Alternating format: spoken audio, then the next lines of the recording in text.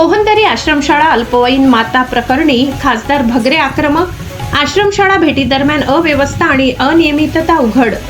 कळवण तालुक्यातील शासकीय माध्यमिक आश्रमशाळा मोहनदरी येथे अल्पवयीन विद्यार्थिनी प्रसूतीच्या लाजिरवाण्या घटनेनंतर दिंडोरी लोकसभा मतदारसंघाचे खासदार भास्कर भगरे यांनी सोमवारी सकाळी 10 वाजता आश्रमशाळेला भेट दिली.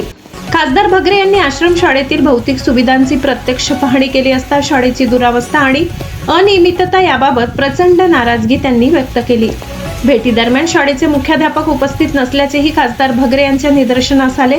याबाबत त्यांनी प्रकल्प अधिकाऱ्यांशी दूरध्वनीवर संपर्क साधून उपलब्ध नसलेले कर्मचारी शाळेची दुरावस्था याबाबत माहिती देऊन कडक शब्दात सूचना देऊ केल्या.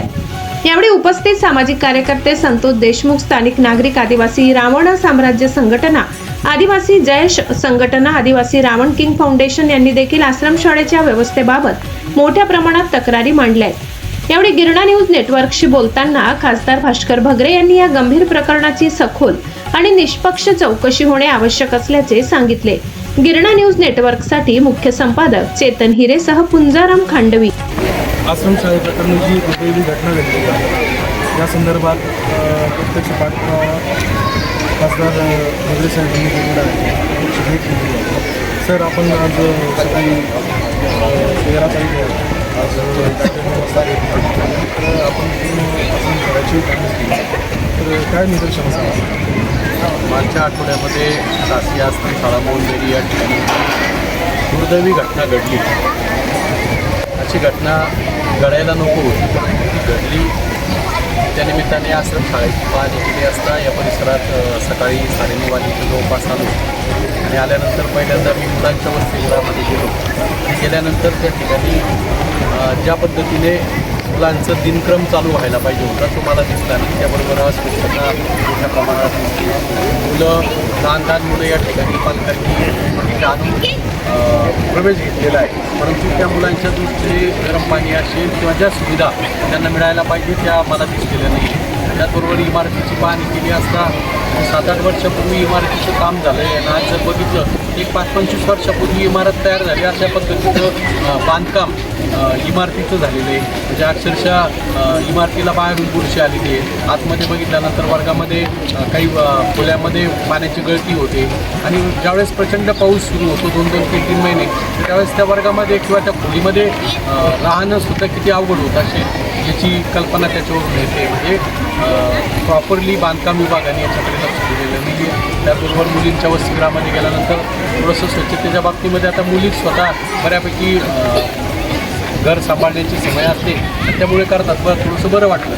परंतु नुसतं स्वच्छतेबरोबर त्या मुलींना त्यांच्याकडे सोलर सिस्टीम बसवलेली असताना त्यांना गरम पाणी मिळत नाही. मग वेगवेगळी कारणं सांगितली जातात तर ती कारणं न पटणारी. जर सोलर बिघडला असेल तर ताबडतोब दुरुस्त करून घेतलं पाहिजे. पाणी येत नसेल तर पाणी ताबडतोब उपलब्ध कसं होईल त्या दृष्टीने पाहिलं पाहिजे. म्हणजे याच्यामध्ये हलगर्जीपणा केला जातो आणि हलगर्जीपणा करून मुलांच्या जीवाशी खेळण्याचं काम प्रशासन करतंय किंवा या ठिकाणी काम करणारी मंडळी करते. हे अत्यंत चुकीचं आहे. त्याचं उदाहरण आता आपण सगळ्यांनी बघितलं आहे की त्या मुलीच्या बाबतीमध्ये की बाळाला जन्म देईपर्यंत ही सगळी सिस्टीम झोपलेली होती का? म्हणजे मुळात जर इथे ती मुलगी आपल्या भरोशावरती टाकली, त्यांची वैद्यकीय तपासणी जर 2-3 महिन्याला होते किंवा या ठिकाणी काम करणाऱ्या नर्स आहेत किंवा त्यांच्याबरोबर म्हणजे त्यांना शिकवणारे शिक्षक शिक्षिका आहेत, त्यांच्याबरोबर राहणाऱ्या विद्यार्थिनी आहेत, या सगळ्यांच्या नजरेतून ती मुलगी कशी सुटली आणि एवढं बाळाला जन्म देण्यापर्यंत तिच्यावरती वेळ आली.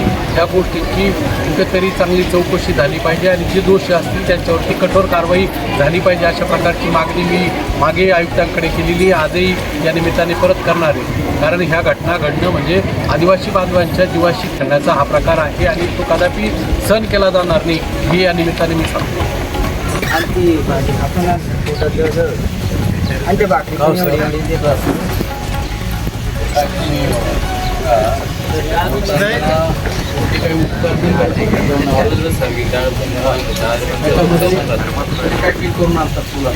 बरोबर ना, प्रत्येकाचा तर त्याच्यावर समजा याला जर 4 पोळ्या खाता असेल आणि तिथं 2 पोळ्या देत असतील तर हा अन्याय नाही.